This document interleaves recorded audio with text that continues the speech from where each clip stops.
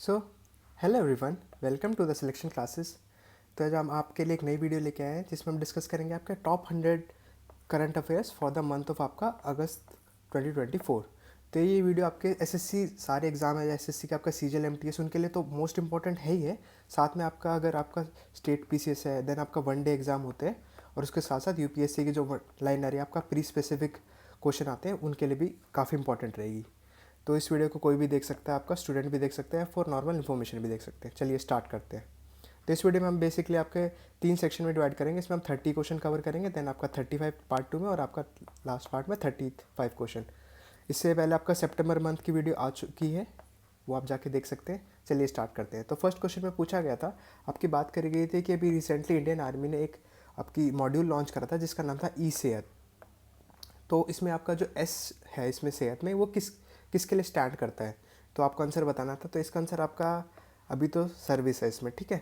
तो हमें ना जैसे ये वाली सीरीज़ है ना, इसमें हम क्या करते हैं, जैसे आपका ये क्वेश्चन तो दे ही रखा है, साथ साथ इसके अंदर जो आपकी बैकग्राउंड इन्फॉर्मेशन हो सकती है ना, वो भी हम साथ में कवर करते हैं। जैसे इसमें ई सेहत है, तो ई सेहत के बारे में आपको थोड़ा सा मैं बेसिक नॉलेज दे देता हूँ, वो आपके लिए ज़रूरी हो जाता है। ज़रूरी नहीं है कि जो हमने क्वेश्चन पूछा उसी से है, तो उसके अलावा भी क्वेश्चन आ सकता है। तो जैसे ई सेहत इसमें बात करी, ये मैंने ऑथेंटिक सोर्स लिया आपका पीआईबी, ठीक है। आप किसी भी इन्फॉर्मेशन को अगर चेक करना चाहते हो ना, तो ट्राई टू, अगर पीआईबी की इन्फॉर्मेशन है तो वहाँ से चेक करोगे तो बिल्कुल ऑथेंटिक इन्फॉर्मेशन मिलेगी। तो इसमें बात करी गई ये आपका ई सेहत मॉड्यूल। तो ई सेहत आपका किसके लिए स्टैंड करता है, for the electronic services e healthy assistance and tele consultation. तो ये इसकी फुल फॉर्म है। किसने लॉन्च करी थी, इंपॉर्टेंट हो जाता है आपका ECHS, इंडियन आर्मी, मतलब उसकी एक डिवीजन है, ठीक है। अब इसका इंपॉर्टेंट हो जाता है, इसका गोल क्या है, इसका एम क्या है। तो इसका एम है आपका to provide health care services through safe and structure video based clinical consultation.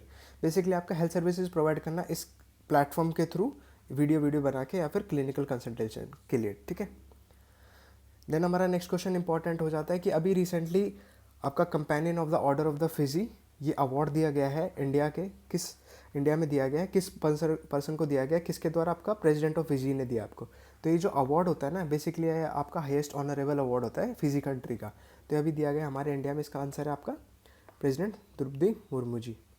जैसे कि आप देख सकते हैं किन्होंने दिया आपका, ये आपका दिया यहाँ के पीएम है, इनका नाम है आपका प्रेसिडेंट है, सॉरी, रातू विलियम मेवेलिया कॉटोनेवेरी, ये आपके कहाँ के फिजी के प्रेसिडेंट है, ठीक है। तो इसके साथ आपके लिए इंपॉर्टेंट हो जाता है, आपको फिजी की जो भी ऐसे क्वेश्चन आते हैं उसमें लोकेशन ज़रूर पता होनी चाहिए। अगर इंटरनेशनल कोई कंट्री के बारे में बात करें तो फिजी के बारे में आपको थोड़ा सा पता होना चाहिए कि कहाँ पे लोकेट करता है। तो आप देख सकते हैं अपना ऑस्ट्रेलिया, तो यहाँ पे फिजी आइलैंड ग्रुप लोकेट करता है। और थोड़ा जूम करेंगे तो ये आपका फिजी आइलैंड ग्रुप है, इसके पास में आपका नेबरिंग आइलैंड कौन सा, आपका फर्स्ट आपका नेबरिंग है सबसे सोलोमन है। यहाँ पे आपका तो वालू पड़ जाता है, नीचे आपका न्यूजीलैंड पड़ जाता है।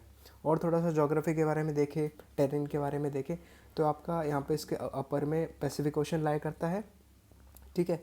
और आपके यहाँ पे एक इंपॉर्टेंट माउंटेन रेंज है, उसका नाम है माउंट विक्टोरिया, ठीक है। ये 2 आइलैंड ग्रुप से मिलकर बना है, दो मतलब मेजर 2 हैं, ठीक है, ये आपको बता ही दिया। और आपका यहाँ से आपको पता होना चाहिए, यहाँ पे एक बैरियर रीफ लाई करता है, और आपका कोरोसी है, इसकी जो मेन आइलैंड है इसमें कोरोसी लाई करता है इसके बीच में, ठीक है। देन हमारा नेक्स्ट क्वेश्चन था, थर्ड नंबर क्वेश्चन। इसमें पूछा गया है कि अभी इंडिया में high commissioner of India rank दी गई है किसके लिए, आपका रिपब्लिक ऑफ रवांडा के लिए, किस पर्सन को अलॉट किया गया है। तो आप देख सकते हैं इन पर्सन का नाम है आपका मृदुप वारदास जी, ठीक है। थोड़ा सा आपका जैसे कंट्री के बारे में बात हो रही है तो आपका रवांडा के बारे में पूछा गया, तो रवांडा के बारे में आपको बेसिक लोकेशन का आइडिया होना चाहिए। तो ये आपका अफ्रीका कंट्री में लाई करता है, ये तो आपको पता ही होगा, ये आपका देखो मिडल ऑफ अफ्रीका लाई करता है, ये आप देख सकते हैं रवांडा। इसके नेबरिंग कंट्रीज कौन सी, आपके DRC democratic Republic of Congo है, ऊपर आपका युगांडा है, देन आपका केनिया है, तांजानिया है, नीचे आपका जाम्बिया है। थोड़ा सा और जूम करके ज्योग्राफी के बारे में बात करें तो यहाँ पे कुछ लेक है, आपका लेक क्यू, ये इंपॉर्टेंट रहता है, न्यूज़ में रहता है due to some reasons. Then आपका यहाँ पर लेक रिवारू है।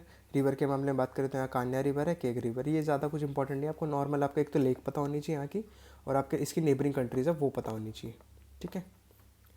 चलिए स्टार्ट करते हैं। नेक्स्ट क्वेश्चन बात करेगी, ये स्पेस से रिलेटेड क्वेश्चन है आपका, इंपॉर्टेंट हो जाता है, साइंस एंड टेक से रिलेटेड कोई भी क्वेश्चन आपके लिए काफ़ी इंपॉर्टेंट हो जाता है।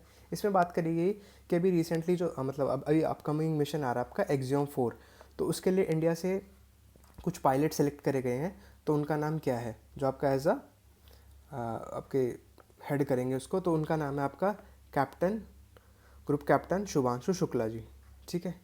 ISS के लिए स्पेस आपका मिशन, अभी मैं आपको आगे बताऊंगा है क्या, इस मिशन के बारे में थोड़ी अंडरस्टैंडिंग होनी चाहिए। तो यही बता रखा है, Indian astronaut selected for NASA ISRO mission to ISS। ISS आपका इंडियन इंटरनेशनल स्पेस स्टेशन।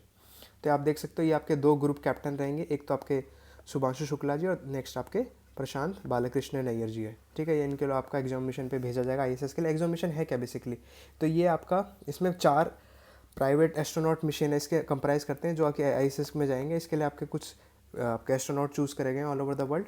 तो इसमें बेसिकली है कि आपका इसमें आपका जो गगन यात्री इनको बोला गया है वो आपका scientific research and technology demonstration experiment करेंगे ISS वहाँ जाके, और आके जो भी एक्टिविटीज़ होती है इसमें वो। और आपका ये है ना ISS से आपका कहीं ना कहीं जो ये वाला मिशन आपका इसरो और नासा में कहीं ना कहीं आपका स्ट्रेंथ करेगा बॉन्ड को। ठीक है, तो वो चीज़ के बारे में बात है कि आपको यह पता होना चाहिए। एक तो आपका एग्जाम किससे रिलेटेड है, एग्जाम आपका एग्जाम फॉर्मेशन है वो आपका ISS आपका इंटरनेशनल स्पेस स्टेशन के अंदर के मतलब उधर आपका एस्ट्रोनॉट भेजने हैं, तो उससे रिलेटेड होता है आपका। इसमें आपका इसरो और नासा दोनों एस्ट्रोनॉट भेज रहे हैं। ठीक है, आपको बेसिक अंडरस्टैंडिंग होनी चाहिए। देन हमारा नेक्स्ट क्वेश्चन है, इसमें पूछा गया है ओलंपिक से रिलेटेड है। ओलंपिक के रिलेटेड इस बार ओलंपिक प्लस आपके पैरा ओलंपिक जो भी पेरिस में हुए थे उसके बारे में जो जो इंपॉर्टेंट फैक्ट आप याद कर सकते हो ना कर लेना। कोई भी एग्जाम जो अपकमिंग एग्जाम है उनमें गारंटेड है कि वो पूछा ही जाएगा। तो इसमें पूछा गया आपका क्वेश्चन है कि जो स्वप्निल कुशाल जी हैं उन्होंने अभी मेडल जीता था आपका ओलंपिक गेम में, तो किस पोजीशन में जीता था आपका, मतलब किस गेम में जीता था, तो वो थी आपकी मेंस 50 मीटर राइफल। ठीक है, तो ये आप देख सकते हो, ये उनकी फ़ोटो है। थोड़ा सा आपको इनके बारे में बेसिक थोड़ी जानकारी दे देता हूँ, पिछली वीडियो में भी मैंने कवर करी थी आपके सितंबर मंथ वाले में, अगस्त में भी इंपॉर्टेंट हो जाता है। तो इसमें इंडिया की आपके पैरालंपिक में क्या पोजीशन रही थी, अपनी 18th रैंक रही थी। थोड़ा पेरिस ओलंपिक के बारे में, पैरालंपिक के बारे में बात कर लेते हैं। आपका 17th एडिशन था, मैसोड आपका प्राग था, ये आप देख सकते हो, ये रेड जो है आपके लोकेशन की पता ही आपको पेरिस फ्रांस में था। ठीक है, इंडिया की रैंक आपकी 18 रही थी जिसमें इंडिया ने 29 मेडल जीते थे। आपको ये पता होना चाहिए कितने गोल्ड थे, कितने सिल्वर थे और कितने ब्रॉन्ज थे। तो 7 गोल्ड, 9 सिल्वर और 13 ब्रॉन्ज। और नॉर्मल ओलंपिक की बात करी जाए तो इसमें इंडिया ने आपके 6 मेडल जीते हैं। हो सिटी वही सेम थी, पेरिस फ्रांस, ये आपका 33 एडिशन था। तो ऐसे क्वेश्चन आने काफ़ी ज़्यादा चांस हो जाते हैं। आपके मोस्ट गोल्ड USA और चाइना ने लिए हैं, इसमें मैक्सिमम मेडल आपके US के रहे हैं, ये मैंने आपको बता ही दिया। ये वेरी इंपॉर्टेंट स्लाइड, आप इसको ज़रूर सेव करके रखें ताकि रिवीजन में आसानी रहे आपको। नेक्स्ट क्वेश्चन की बात करी गई थी कि अभी आपके जो ब्रॉन्ज मेडल जीता था वुमेन 10 मीटर एयर पिस्टल में, तो वो किन्होंने जीता था, तो वो थी आपकी मनु बाकर जी। ठीक है, ये आपको पता ही होगा, आप जानते ही होंगे इनको, काफ़ी फेमस हो गई थी बीच में। तो इनके साथ साथ किन्होंने और जीता था, वो थे आपके सरबजोत सिंह जी, जिन्होंने 10 मीटर एयर पिस्टल में जीता था मेन कैटेगरी में। ठीक है, मिक्स्ड वाली टीम थी, इन्होंने जीता था इसमें। ठीक है, इनके साथ ये थे मिक्स कैटेगरी में। मनु जी ने और भी एक और मेडल जीता था, उसका आप नाम बताइएगा क्या है, कमेंट कर दीजिएगा। देन हमारा नेक्स्ट क्वेश्चन की बात करी गई थी कि अभी एक साइट इंडिया में अलॉट आपकी फिक्स करी गई है फॉर किसके लिए, आपका Mars and moon analogue research station के लिए। तो साइट का लोकेशन क्या इंडिया में, तो वो साइट है आपकी लद्दाख। ठीक है, ये बताया गया है। तो बात हो जाती है कि ये जैसे लद्दाख है, ये आपका जो रिसर्च स्पेस सेंटर है ना वो है। बात हो जाती है कि लद्दाख को क्यों चूज़ करा जाता है, तो इससे इंपॉर्टेंट एक चीज़ हो जाती है, ये आपका है ना कहीं लद्दाख आपका होम है किसके लिए, आपका इंडियन एस्ट्रोनॉट ऑब्जर्वेटरी के लिए। ठीक है, और इसके साथ साथ लद्दाख में एक और रिसर्च हो रखी है, एक और मतलब लेबॉर्ट्री है इंपॉर्टेंट, उसका नाम क्या है आप बता सकते हैं, चलो मैं अभी आपको बता देता हूँ। तो उसका नाम है आपका मेस। ये भी न्यूज़ में काफ़ी इंपॉर्टेंट रहता है आपका अक्टूबर मंथ में 2024 में इसका इनाग्रेशन होता है। मेस क्या है आपका, मेजर एस्ट्रोनॉमिक चेरेनकोव आपका एक्सपेरिमेंट। तो ये सबसे बड़ा आपका लार्जेस्ट टेलीस्कोप रहेगा।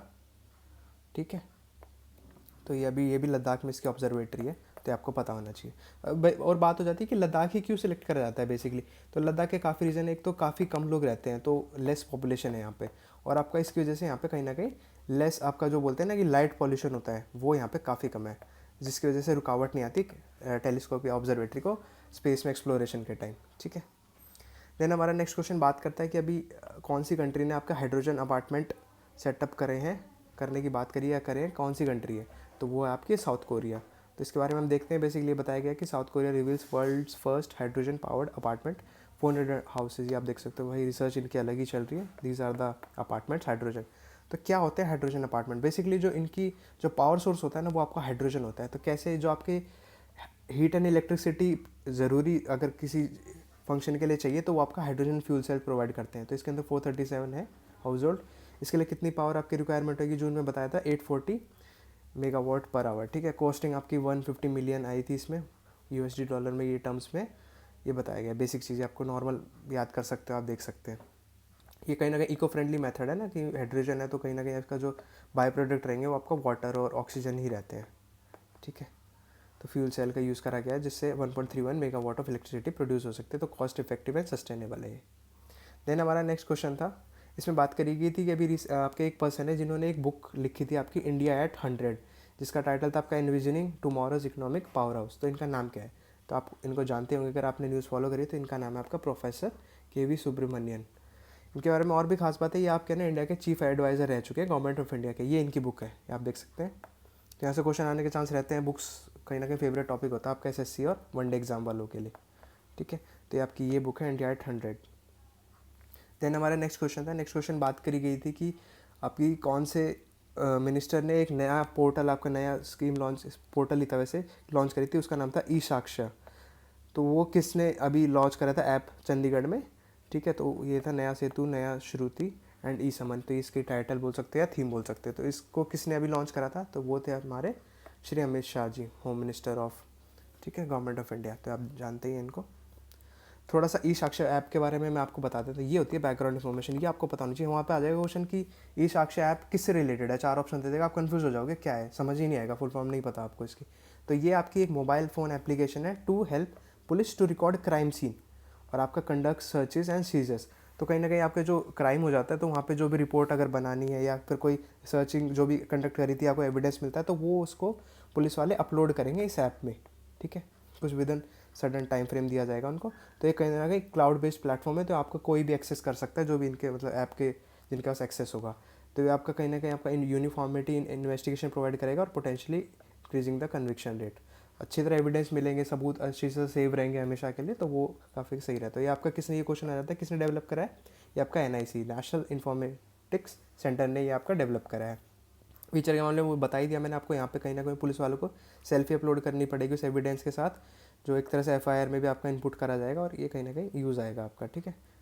बताया गया अगर आप उस टाइम नहीं लॉन्च कर पाते तो वो आपका पर्सनल डिवाइस से भी लॉन्च आपका सेव करके आपका देन आपका अपलोड कर सकते हैं लेटर, ठीक है। देन हमारा नेक्स्ट क्वेश्चन हो जाता है ओलंपिक से रिलेटेड क्वेश्चन है। इसमें बात करी गई है कि अभी 100 मीटर रेस में गोल्ड जीता था किन्होंने आपका पेरिस ओलंपिक में? तो ये थी आपकी जूलियन एल्फ्रेड जी, आप देख रहे हैं इनको।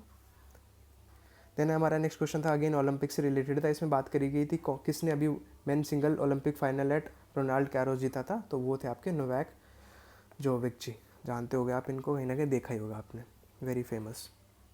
देन हमारा नेक्स्ट क्वेश्चन था पॉलिटिक्स या वैसे इंटरनेशनल आईआर का बोल सकते हो आप इनको, तो कहीं ना कहीं ये भी इंपॉर्टेंट हो जाता है। तो इसमें बोला गया था कि अभी कम्युनिस्ट पार्टी ऑफ वियतनाम ने नए जनरल सेक्रेटरी को अपॉइंट करा है, तो कौन है वो? तो उनका नाम है आपका तो लाम जी।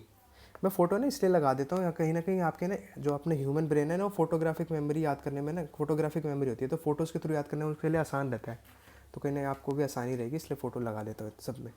देन आपका थोड़ा वियतनाम के बारे में बात करेंगे, तो आपको वियतनाम की लोकेशन का आइडिया होना चाहिए, कहाँ पे आपका लाई करता है वियतनाम। तो ये रहा वियतनाम, ये अपना इंडिया है, ये आपका बांग्लादेश है, श्रीलंका है, तो ये आपको पता है ये आपका वियतनाम है। नेबरिंग कंट्रीज़ के मामले में बात करा जाए तो आपका लाओस पड़ता है, आपका नीचे कंबोडिया पड़ता है, यहाँ पे थाईलैंड पड़ता है, नीचे मलेशिया आपका नीचे आइलैंड ग्रुप है, यहाँ पे ब्रूनी फिलीपींस है। और थोड़ा सा देखा जाए अगर इसकी जोग्राफी के मामले में फिजिकल फीचर देखे जाए तो ये आपका ये रहा माउंटेन, इनके आपका ये है फैंग माउंटेन है। इसकी मेन इंपॉर्टेंट सिटी कौन कौन सी आपके होची मिन है और हनोई है, ठीक है, इसकी कैपिटल है हनोई। और आपका यहाँ पे इसके ईस्ट में आपका साउथ चाइना सी लाई करता है, यहाँ पे गल्फ ऑफ टोंकिन है, यहाँ पे नीचे आपका पैसिफिक ओशन है, ठीक है। देन हमारा नेक्स्ट क्वेश्चन आपका 14th क्वेश्चन है। इसमें बात करी गई है कि अभी इंडिया और वियतनाम ने मिलके आपका एनएमएचसी के आपका नेशनल मैरीटाइम हेरिटेज कॉम्प्लेक्स बनाने की बात करी थी जॉइंटली। तो वो कहाँ पे बनाना की बात है? तो वो इंडिया में कहाँ बना रहे हैं? आपका लोथल गुजरात में, ठीक है। ये वैसे पुराना प्रोजेक्ट है आपका, 2021 में प्रोजेक्ट था ये एनएमएचसी। इसमें ministry of port ship and water face ने मिलके बनाया था आपका एनएमएचसी। तो इसमें थोड़ा सा मैं आपको एनएमएचसी के बारे में बता देता हूँ। तो एक तो कहीं ना कहीं आपका लिगेसी जो आपकी मैरीटाइम हेरिटेज है ना इंडिया का, जो भी आपका पोर्ट्स है, डेवलपमेंट हुई है सी आपके शिप्स के मामले में, पोर्ट्स के मामले में, तो उससे रिलेटेड जो भी R&D हुई है वो सब ये डाटा शो करेगा आपका हेरिटेज कॉम्प्लेक्स। तो ये बता रखा है museum will demonstrate how India has been shaped by access to आपका मास्टर ऑफ सी। और ये बताया गया बेसिकली 3 फेज़ में बनाने की बात थी। ये सब नॉर्मल है, ये आपको इंपॉर्टेंट नहीं है, ठीक है। आपको बेसिक एक तो पता होना चाहिए कौन सी मिनिस्ट्री से रिलेटेड है ये है। और यहाँ से क्वेश्चन आ सकता है कि कौन सी 2 कंट्री ने मिलकर आपका एनएमएचसी कहीं ना कहीं लोथल गुजरात में सेटअप करने की बात करेंगे तो वो आपके है इंडिया और वियतनाम। ठीक है, आपको पता होना चाहिए। देन हमारा आज 15 क्वेश्चन है, लगभग आधे क्वेश्चन पे आ गए हैं। तो इसमें बात करी गई थी कि क्वेश्चन अभी कौन सी कंपनी है जिसने आपके वायलेट करे हैं एंटी ट्रस्ट लॉज, जिसमें वो कहीं ना कहीं इलीगल आपका इलीगल मोनोपोली क्रिएट करके अपने सर्च इंजन, जैसे देखा होगा आपने, कोई भी आप नया फ़ोन लेते हो ना, तो आपने देखा होगा कि आप सर्च, अगर आपको सर्च करना चाह रहे हो तो ऑटोमेटिकली ही गूगल आ रहा है, उसमें गूगल इनबिल्ट ऐप डाल के दे रहा है अपने फ़ोन्स में। नॉर्मल कोई भी एंड्रॉइड फ़ोन है उसमें भी आपका ऐप डाल के दे रहा है। तो कहीं ना कहीं इलीगल मोनोपोली क्रिएट करने का तरीका था, एंटी ट्रस्ट लॉज को वायलेट कर रहा था। तो ये कौन सी कंपनी थी? तो आपकी गूगल थी, वैसे मैंने बता ही दिया था। देन हमारा नेक्स्ट क्वेश्चन था कि अभी कौन सी कंट्री आपका बिम्स्टेक का समिट, बिजनेस समिट आपका हेल्ड करेगी, जहाँ होस्ट करेगी, तो वो आपकी ये पता होगा आपको, इंडिया है इसका। बिम्स्टेक के बारे में आपको बेसिक अंडरस्टैंडिंग होनी चाहिए कि एक तो बिम्स्टेक में कौन कौन लाया करता है। तो बिम्स्टेक में आपकी 7 कंट्रीज़ हैं। 7 कंट्री कौन कौन सी आपकी? फर्स्ट है नेपाल, देन आपकी भूटान है, बांग्लादेश है, इंडिया है, थाईलैंड है, म्यांमार है, देन श्रीलंका है। तो ये किस बारे में बात करते हैं? आपका बे ऑफ बंगाल में जो इनिशिएटिव है आपका, किस, ये बे ऑफ बंगाल है ना, इसके नेबरिंग जो भी कंट्रीज है ना, वो है इसका पार्ट। तो आपका टेक्निकल एंड इकोनॉमिक कॉपरेशन की बात करता है। ये आपका to enable environment for rapid development, ये नॉर्मल इसकी जो ऑब्जेक्टिव है ना वो बताए हुए हैं। To eradicate poverty from bay of Bengal region, तो ये सारे जो बे ऑफ बंगाल के कंट्री है ना वो है। इसमें आपका ये 7 कंट्री है, तो आप देख सकते हो, इंडिया, नेपाल, ये आपका भूटान है, बांग्लादेश है, जबकि भूटान का लाइव ही नहीं करता बे ऑफ बंगाल, पर still it is a partner. तो यहाँ पे आप कन्फ्यूजन के लिए क्वेश्चन दिया जा सकते हैं। आपका म्यांमार है, श्रीलंका है, थाईलैंड है। ठीक है, आपको पता होना चाहिए। देन हमारा नेक्स्ट क्वेश्चन था, इसमें बात करी गई थी, इकोनॉमिक्स का क्वेश्चन बोल सकते हैं आपको, कि अभी जो आपका देखा जाए तो एक डूइंग बिजनेस इंडेक्स होता था जो बताता कि ईज़ ऑफ डूइंग कितना बिजनेस अगर किसी कंट्री में करना चाहते हैं तो उसका वो पैरामीटर था। तो उसका नाम आप बी रेड इंडेक्स कर दिया गया है। तो किसने करा है वो आपका? तो वो कौन है? वो आपका है वर्ल्ड बैंक। वर्ल्ड बैंक के बारे में थोड़ा सा जान लेते हैं। वैसे मैंने बहुत बार कवर करा दिया, अब तो आपको याद ही हो गया होगा। वर्ल्ड बैंक बेसिकली पता भी होना चाहिए, काफ़ी इंपॉर्टेंट ऑर्गेनाइजेशन है, आपका इंटरनेशनल इंपॉर्टेंट ऑर्गेनाइजेशन है, सुपर इंपॉर्टेंट है। तो इसके मामले में थोड़ा सा मैं आपको बता देता हूँ। ये आपके इंटरनेशनल फाइनेंशियल ऑर्गेनाइजेशन है जो आपका फंड देती है डेवलपिंग कंट्रीज़ को, पैसा पर प्रोवाइड करती है अगर किसी डेवलपिंग कंट्रीज़ को ज़रूरत है। इसमें आपकी 189 कंट्रीज़ है। हेडक्वार्टर के ये इंपॉर्टेंट हो जाता है, हेडक्वार्टर आपका वाशिंगटन DC है इसका। इंडिया इसका एक one of the founding member है। ठीक है, ये आपका गोल के मामले में बात करें तो कि पॉवर्टी खत्म करना 2030 तक, और जो भी पुअरेस्ट कंट्रीज हो उनमें आपका फंडिंग प्रोवाइड करना। ये आपका 5 इंस्टीट्यूशन से मिलकर बना है। ये काफ़ी इंपॉर्टेंट पार्ट हो जाता है, आपको पता होना चाहिए कौन कौन सा। आपका IBRD है, IDA है, IFC और आप मीका है, और ICSID है। और वर्ल्ड बैंक किससे मिलकर बना है? आपका IBRD और IDA। वर्ल्ड बैंक ग्रुप 5 से मिलकर बना है और आपका वर्ल्ड बैंक 2 से मिलकर बना है। तो आपको बेसिक अंडरस्टैंडिंग, आप स्लाइड को पढ़ सकते हैं, काफ़ी इंपॉर्टेंट स्लाइड है। देन हमारा नेक्स्ट क्वेश्चन था, इसमें बात करी गई थी कि अभी रिसेंटली, ये तो आपको पता ही होगा कि कौन सी कंट्री में वहाँ की प्राइम मिनिस्टर कहीं ना कहीं आपका छोड़ के चली गई बुरे हालात में उस कंट्री को। तो वहाँ पे प्रोटेस्ट चल रहा था स्टूडेंट्स का। तो ये आपने न्यूज़ में देखा होगा, वहाँ पे मिलिट्री हेलीकॉप्टर वो तो अपना निकल गई थी। तो कौन, एक तो पहली बात तो कौन है वो आपकी, आप जानते होंगे इनको।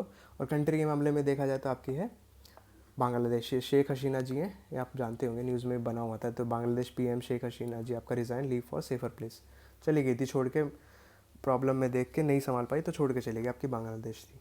बांग्लादेश के मामले में आपको पता ही होगा बेसिकली अपना इंडिया का वेरी नेबर कंट्री है। ठीक है, ये आपको बेसिक अंडरस्टैंडिंग इसकी होनी चाहिए, आपका रिवर्स इंपॉर्टेंट हो जाती है, और तो कुछ ऐसे नहीं। ढाका इसकी कैपिटल है। इसमें आपका ब्रह्मपुत्र और गंगा रिवर फ्लो करके आपके यहाँ से बे ऑफ बंगाल में डिस्चार्ज कर देती है वाटर। तो माउथ ऑफ गैंगेस बोला जाता है इसको।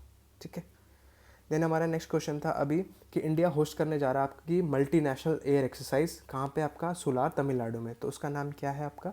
तो उसका नाम आपका तरंग शक्ति 2024। थोड़ा सा मैं आपको इसके मामले में बता देता हूँ, तरंग शक्ति 2024 है क्या। तो ये आपकी इंडिया की first and largest military air exercise है, जिसमें आप इंडिया अपना डिफेंस कैपेबिलिटीज़ दिखाएगा। और भी कंट्रीज है, इसमें आपका 10 कंट्री आएगी। कौन कौन सी? आपके US है, Germany, France, Australia, UAE, Singapore. ये अपनी अपनी काबिलियत दिखाएगी डिफेंस के मामले में। तो इसके 2 फेज़ में ये लॉन्च करा जाएगा, आपका 2 फेज़ में परफॉर्म करा जाएगा। एक तो सुलार तमिलनाडु में होएगा और आपका 6 to 14, और देन आपका हुआ है अगस्त में हो चुका है। और ये आपका सेकंड है आपका जोधपुर राजस्थान में 29 to 14 सितंबर। ये आपको पता होना चाहिए, इंपॉर्टेंट हो जाता है डिफेंस ऑर्गेनाइजेशन। ठीक है, देन हमारा नेक्स्ट क्वेश्चन था MSP रिलेटेड एग्रीकल्चर है, सुपर इंपॉर्टेंट टॉपिक, आपके नाबार्ड के लिए भी काफ़ी इंपॉर्टेंट हो जाता है। तो इसमें बात करी गई थी आपका कि कौन सी ऐसा स्टेट है जो आपका हर क्रॉप पे MSP देने की बात कर रहा है। वो बोल रहा है कि मैं हर क्रॉप को आपका buy all crop at MSP। तो वो आपका वन एंड ओनली आपका हरियाणा है। थोड़ा सा आपको MSP के बारे में अंडरस्टैंडिंग होनी चाहिए, काफ़ी इंपॉर्टेंट टॉपिक है ये। स्टार मार्क कर ले सकते हैं आप इसको। तो होता क्या एम एस पी, थोड़ी सी अंडरस्टैंडिंग दे देता हूँ। तो एम एस पी आपका होता है कि it is a minimum price. में क्या होता है कि आपका है ना गवर्नमेंट बोलेगी मैं आपके जो भी फसल है, आपका जो क्रॉप्स उगाई है आपने, उस पर मैं एक है ना मिनिमम पैसा आपको दे दूँगी। अगर कहीं आप मार्केट में बेचने जा रहे हो और वो पर्सन उतना आपका नहीं दे रहा है, तो इस प्राइस पे तो मैं आपको उठा ही लूँगी। मान लो आपका 1000 रुपये किलो कोई क्रॉप है और वो मार्केट में बोल रहा है, जो भी आपके मार्केट है वो बोल रहा है कि मैं 900 रुपये ही दूंगा। तो जो फार्मर है वो आपका एमएसपी के थ्रू आपका गवर्नमेंट को दे सकता है। इसमें फिक्की होती है आपकी, एफसीआई होती है, फूड कॉर्पोरेशन ऑफ इंडिया, वो सारा उठा लेती है आपका 1000, जैसे यहाँ पे एग्जांपल 1000 रुपये किलो पे आपका वो जो भी क्रॉप है उठा लेगी, तो आपको 900 रुपये देने की ज़रूरत ही नहीं है। तो ये कहना कि गारंटी प्रोवाइड करता है आपके फसल जो भी आप उगा रहे हो। ये पहले से ही बता दिया जाता है सीज़न के आने से। अगर रबी क्रॉप का सीज़न आने वाला है तो ये पहले ही, उससे पहले इनिशियल स्टेजेस में बता दिया जाएगा। तो इसके मामले में ये, तो इसमें आपका इंपॉर्टेंट हो जाता है कि तो इसमें कितनी 23 कॉमोडिटी है। 23 में आपका 22 तो क्रॉप्स और 1 आपका एफआरपी आपका शुगर केन के लिए दिया जाता है। तो 23 में से 22 और 1, ठीक है। 7 आपके सीरियल क्रॉप्स है, 5 पल्सेस है, 7 ऑयल सीड है। ये वेरी इंपॉर्टेंट है। यहाँ पे क्वेश्चन आ जाएगा कि कौन से 7 सीरियल है। तो आपका पैडी, वीट, मेज, बाजरे, ज्वार, रागी। पल्सेस में आपका चना है, उड़द, तूर, मूंग और मसूर की दाल है। ऑयल सीड में आपका rape seed, mustard, groundnut, soyabean, sunflower, sesame और आपका नाइजर सीड। और आपका 4 कमर्शियल क्रॉप है, cotton, sugar cane, copper and jute. ये काफ़ी इंपॉर्टेंट है, आपका यूपीएससी तक भी इससे क्वेश्चन पूछ चुका है। तो वही बात है, ठीक है। आपको पता होना चाहिए। CACP होती है जो रिकमेंड करती है आपका MSP फॉर 23 कॉमोडिटी, ठीक है। देन हमारा नेक्स्ट क्वेश्चन था, इसमें पूछा गया था कि अभी किसको एज अ बांग्लादेश के इंटरिम गवर्नमेंट का हेड अपॉइंट करा गया है। तो आपको अगर जानते हो तो आपका इनका नाम है आपका मोहम्मद यूनुस जी। बांग्लादेश के बारे में ऐसे बता ही दिया था आपको, तो वो तो देख लेना आप पीछे स्लाइड में। देन आपका नेक्स्ट क्वेश्चन था कि अभी आपका जो एवरेस्ट है उस पर किसने मतलब ऐसे चढ़ाई की थी एज ए वीमेन, कौन थी वो आपकी फर्स्ट शेरपा थी उस कंट्री की तरफ से। तो कौन थी और कौन सी कंट्री वो बताना था, जिनके नाम पे अभी लूनर क्रेटर का नाम भी रखा गया है उनके ऑनर में। तो वो थी आपकी नेपाल की थी, नेपालीस। आप देख सकते हो उन्होंने झंडा भी लिया हुआ आपका, ये है आपकी लामा सांग शेरपा, ठीक है। नेक्स्ट क्वेश्चन में पूछा गया था कि अभी आपका मतलब उस मंथ में, अगस्त मंथ में नेशनल हैंडलूम डे अभी सेलिब्रेट करा गया था, तो वो कब होता है। तो उसका आंसर आपका है 7 अगस्त। ये आप देख सकते हैं बताया गया, नेशनल हैंडलूम डे आपका 7 अगस्त है, जिसके ये है नॉर्मल चीज़ ईशा, ये तो ईशा ऑर्गेनाइजेशन है। तो इसके लिए इंपॉर्टेंट आपके लिए हो जाता है कि 7 अगस्त को ही क्यों चूज़ करा गया है national handloom day, what is the significance. तो इसलिए चूज़ कराया गया कि इसी दिन आपके स्वदेशी मूवमेंट जो था आपका कब हुआ था, ये आपका हुआ था 1905 से लेके 1911 तक आपका चला था स्वदेशी मूवमेंट, ठीक है। इसमें इसलिए वजह से आपका 7 अगस्त को ही ये भी लॉन्च हुआ था। तो इसी वजह से आपका नेशनल हैंडलूम डे भी इसी दिन लॉन्च कर आपका इनॉग्रेट आपका सेलिब्रेट करा जाता है, ठीक है। तो आपका नेशनल हैंडलूम डे आपका फोकस करता है contribution of handloom to socio economic development of country and increase the number of weavers. जो बुनकार होते हैं उनका कहीं ना कहीं उनको प्रोत्साहन देने के लिए ये डे सेलिब्रेट करा जाता है आपका। देन हमारा नेक्स्ट क्वेश्चन आता है स्पोर्ट्स से रिलेटेड बोल सकते हो या फिर कार से। तो इसमें बोला गया है कि अभी 2024 में आपके फॉर्मूला 1 बेल्जियम ग्रैंड प्रिक्स की रेस आपकी किसने जीती है। तो इसका आंसर है, आप जानते हो, आपने कहीं ना कहीं इनको देखा अगर आप थोड़ा सा आपके ऑटोमोबाइल इंडस्ट्री या उसको फॉलो करते हैं, तो आपके हैं लुइस हैमिल्टन जी, ठीक है।